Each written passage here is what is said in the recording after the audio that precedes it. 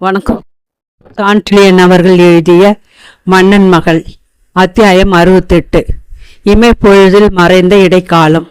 நிலவரை கூடத்தின் போதிசத்துவருக்கு முன்பாக முதலாக தன் தாயை இன்னார் என்று அறிந்ததால் உண்டான மகிழ்ச்சி வெள்ளத்தின் காரணமாக அடுத்த 1.5 மாத காலம் ஓடியதே தெரியவில்லை கரிகாலனுக்கு.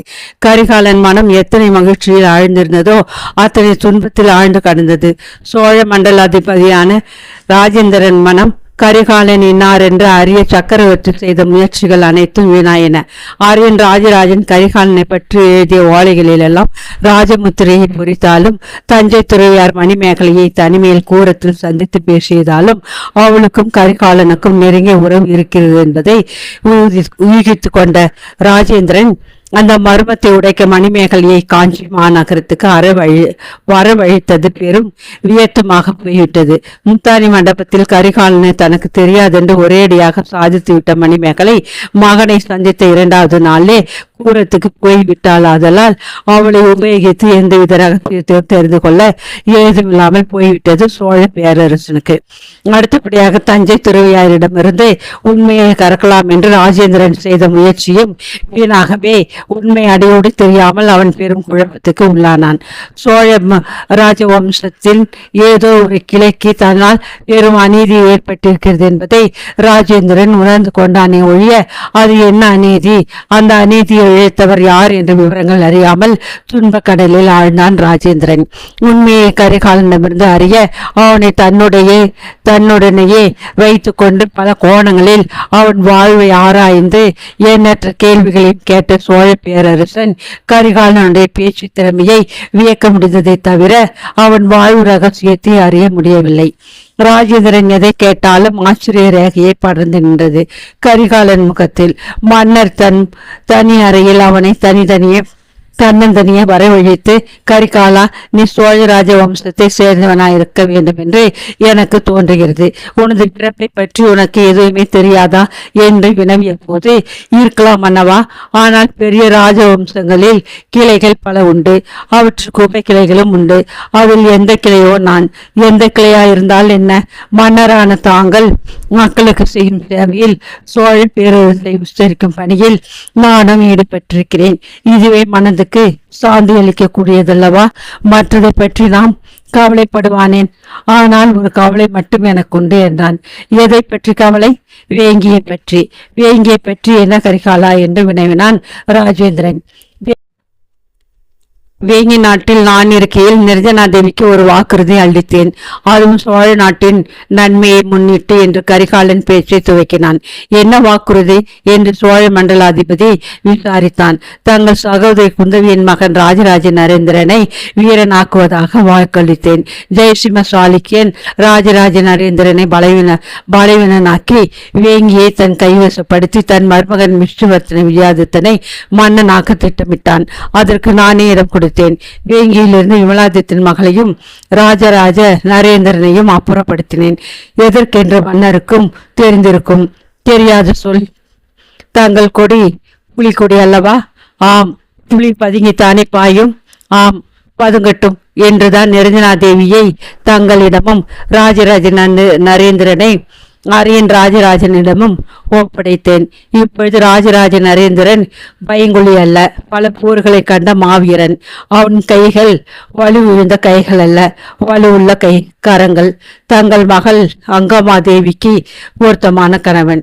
இதை கேட்டு ராஜேந்திர சோழ தேவன் தீர்க்காலோசனையில் இறங்கினான். ஆனால் தொடர்ந்து பேசிய கரிகாலன், யோசிப்பதற்கு எதுவும் இல்லை மன்னவா. யோசிக்க வேண்டியதெல்லாம் நானே யோசித்து விட்டேன். முடிவு செய்ய வேண்டியதையெல்லாம் நானே முடிவு செய்து விட்டேன். என் திட்டங்களுக்கு தங்கள் ஆதரவு இருக்கும் என்ற நம்பிக்கையில் புலி பதுங்கியாக்கி விட்டது. இனி பாயும் நாள் வந்து விட்டது.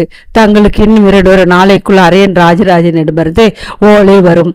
தாங்கள் கோதாவரி கரையில் அவரை சந்திக்க நேரிடும். நான் தாங்கள் கிளம்பிய 2ஆம் நாள் புறப்பட்டு கிருஷ்ணா நதியை ஒரு வாரத்தில் அடைவேன். தாங்கள் கோதாவரியிலிருந்து தாங்கள் மருமகனுடன் திரும்புவதற்குள் வேங்கி நாட்டு அரியணையை காலியாக்கி வைத்திருப்பேன். தங்கள் கையாலேயே தங்கள் மருமகனுக்கு முடிசூட்டலாம் என்று விளக்கினான். சோழ பேரரசின் கண்கள் ஆச்சரியத்தால் மலர்ந்தன. இத்தனை முன் யோசனையும் போர் திட்டமும் மட்டுமே உண்டென்று அதுவரை நினைத்து கொண்டிருந்த ராஜேந்திரனுக்கு ஊர் பேர் தெரியாத அந்த வாலிபனின் பேச்சும் போக்கும் பெரும் விசித்திரமாயிருந்தது. இவன் என் தந்தையின் நெருங்கிய உறவினன், சந்தேகமில்லை என்று பலமுறை தனக்குள்ளேயே சொல்லிக் கொண்டான். ஆனால் என்ன உறவு என்பதை கண்டுபிடிக்க முடியாமல் தவித்தான். இந்த சம்பாஷணை நடந்த தினத்துக்கு அடுத்த சில நாள்கள் ராஜேந்திர தேவன் இது சம்பந்தமாக வந்தியத்தேவரை கலந்து பேசினான். கரிகாலனுக்கு பெரிய விருந்துகள் வைத்தான். பட்டண பிரவேச தினத்தென்று போட திட்டமிட்டு கரிகாலன் கண்களை கண்ட குழப்பத்தில் போடாமல் விட்டு போன செங்கதிர் மாலையை மந்திரி பிரதானிகள் அறிய அவன் கழுத்தில் போட்டான். எந்த மாலையை பெறுவதற்காக ராஜேந்திரன் சேரனுடன் பெரும் போரை நடத்தினானோ அதே செங்கதிர் மாலையை மன்னன் கரிகாலனுக்கு பரிசாக அளிப்பதை பார்த்து பேரமைச்சர் கூட வியப்புக்கு உள்ளாகி இவனுக்கும் அரசு குலத்துக்கும் ஏதோ சம்பந்தம் இருக்கிறது என்று தீர்மானித்தார். ஒழிய அது என்ன சம்பந்தம் என்பதை அறிய இயலாதவரானார். இந்த சம்பவங்கள் கரிகாலனுடன் ஒரே அரண்மனையில் இருந்து நிரஞ்சனாதேவிக்கும் பெரும் ஆச்சரியத்தை விளைவித்தாலும் அவள் கரிகாலனை சந்தித்த சமயங்களில் கூட அவனை ஏறெடுத்து பார்க்காமலே போய் கொண்டிருந்தாள். தன் சகோதரனையும் தன்னையும் சோழ பேரரசின் நன்மைக்காக கரிகாலன் நாட்டை விட்டு கடத்தி விட்டான் என்ற நினைப்பில் அவனுடன் தீரா விரோதம் கொண்டிருந்த வேங்கி நாட்டு மன்னன் மகளுக்கு அவனை பற்றி காஞ்சி மாநகரில் நடந்த கொண்டாட்டம் எதுவும் பெரும் எரிச்சலையே தந்தது. முதலாக வேங்கி தலைவரின் வசந்த மண்டபத்தில் சந்தித்த நாளன்று அவன் மீது கொழுந்துவிட்ட காதல் அப்பொழுதும் எரிந்து கொண்டிருந்தாலும் அந்த பொறாமை என்னும் சருகுகளை விட்டு மூட பார்த்தாள் அவள். ஆனால் சருகுகள் பற்றதான் செய்தன. எரியும் வீட்டை அலட்சியம் செய்யும் வீட்டுக்காரனை போல பெண்ணுக்குள் இயற்கையான பிடிவாதத்தால் தன் உடல் பஸ்மீகரமானதை கூட கவனியாமல் கோபாவேசத்தில் மூழ்கியிருந்தாள் நிரஞ்சனாதேவி. அவள் மெல்ல மெல்ல வாடுவதை கண்ட வந்தியத்தேவர் மட்டும் காரணத்தை நன்றாக அறிந்திருந்தாலும் ஏதும் செய்ய சக்தியற்றவரானார். எதையும் நொடி பொழுதில் அறிந்து கொள்ளக்கூடிய வந்தியத்தேவர் கரிகாலன் மீது அவளுக்கு இருந்த அபாரமான காதலை உணர்ந்தே இருந்தார். கங்கை படையெடுப்புக்கு சாலிக்கிற எல்லையிலிருந்து படைகள் புறப்பட்ட நாளன்று கரிகாலனுக்கு திலகமிட தயங்கியது அன்றும் நினைத்து பார்த்த வந்தியத்தேவர் பெண்களுக்கு ஒருவனிடம் காதல் பிறந்துவிட்டால் அவர்களும் துன்பப்பட்டு பிறரையும் துன்பத்தில் ஆழ்த்த வேண்டுமா என்று தமக்கு தாமே சொல்லி வியந்து கொண்டிருந்தார். என்ன வியந்தும் கரிகாலனுக்கும் நிரஞ்சனா தேவிக்கும் மிடையில் இருந்த பெரும் சுவரை இடிக்க அவர் என்ன முயன்றும் பலன் சிறிதும் ஏற்படாது போயிற்று.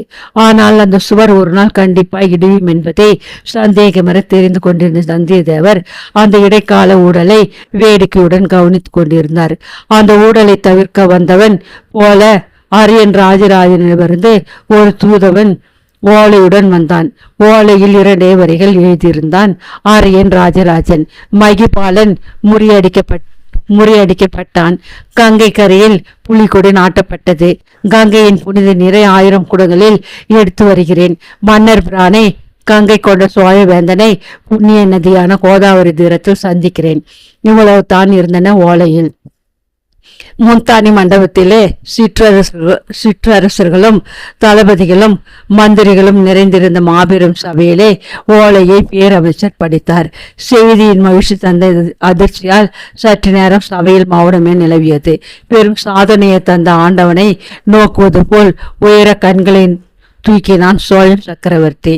அவன் வெற்றிக்கு ஆசி கூறுவது போல் ஆலய மணிகள் ஒலித்தன. சற்று நேரத்துக்கெல்லாம் மகிழ்ச்சி கொண்டாட்டத்தை முன்னிட்டு காஞ்சி மாநகரத்தில் பேரிகைகள் பிரமாதமாக சப்தித்தன.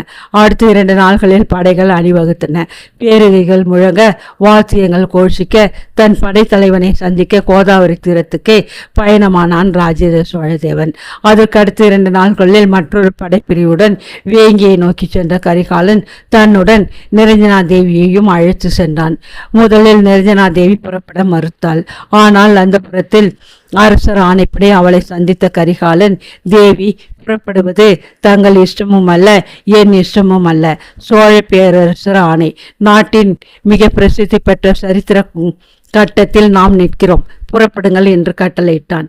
வேண்டா விருப்பாக புறப்பட்ட நிரஞ்சனாதேவிக்கு நாளாக படைகள் செல்லும் திக்கை கவனிக்க கரிகாலனின் எண்ணம் என்ன என்பது மெல்ல மெல்ல விளங்க தொடங்கியது. அவளுக்கு மட்டுமல்ல, ஜெயசிம்ம சாளுக்கியனுக்கும் விஷ்ணுவர்த்தன விஜயாதித்தனுக்கும் கூட நன்றாக விளங்கிவிடவே கரிகாலன் எதிர்பார்த்தபடி வேங்கி போர் மும்முரமாக நடைபெறவில்லை. சோழர் படைகளை கண்டதும் விஷ்ணுவர்த்தன விஜயாதித்தன் ஓடிவிட்டான் என்று சரித்திரமே சான்று கூறுகிறது. பெரும் போர்களை கண்டவனும் மிக தந்திரசாலியுமான ஜெயசிம்ம சாளுக்கியன் ராஜேந்திரன் படைகளுக்கும் கரிகாலன் படைகளுக்கும் இடையே தன் படைகளை காவு கொடுக்க இஷ்டமில்லாமல் கரிகாலன் வரும் முன்பாகவே படையின் பெரும்பகுதியை மேலை சாளுக்கிய எல்லைக்கு அழைத்து சென்று விட்டதால் வேங்கி கோட்டையின் கதவுகள் திறந்தே கிடந்தன. ஒரு வருஷ காலத்துக்கு முன்பு யாருமற்ற அனாதையாக சாளுக்கிய வீரர்களால் திருடனாக மதித்து துரத்தப்பட்ட அதே நகரத்தில் சோழர்களின் மாபெரும் படைத்தலைவனாக தன் வரவை உத்தேசித்து பேர்கைகள் முழங்க படைகளுடனும் நிரஞ்சனாதேவியுடனும் நுழைந்தான் கரிகாலன். அடுத்த சில தினங்களில் ராஜேந்திரனது படையும் வேங்கிக்கு வரவே ஜனசமுத்திரத்தில் மூழ்கி கிடந்தது வேங்கியின் தலைநகர். நிரஞ்சனாதேவியின் உள்ளத்தில் மகிழ்ச்சி மட்டுமல்ல, குற்றம் செய்துவிட்ட ஓர் உறுத்தலும் இருந்து கொண்டிருந்தது. பல நாள்களுக்கு முன்பு அனாதையாக சந்தித்த கரிகாலனே அதே வசன மண்டபத்தின் அறையில் மீண்டும் சந்தித்த அவள் பேச நாளிழாமல் தவித்தாள். பல நாள்களுக்கு முன்பு எந்த பஞ்சனையில் அவளை பார்த்து கரிகாலன் மலைத்து மனதை பறிகொடுத்தானோ அதே பஞ்சனையில் அவளை மீண்டும் பார்த்தான் கரிகாலன். அவர்கள் இருவரும் உள்ளங்களும் பின்னோக்கி பாய்ந்தன. இடைக்காலம் இமை பொழுதில் எங்கோ மறைந்தது. அன்றும் அந்த பழைய மையிருட்டுத்தான். ஆனால் அதில் வாழ்வின் விளக்குலையும் சற்றே பளிச்சிட்டது. அரசுகுமாரி என்று மெல்ல அழைத்தான் அவன்.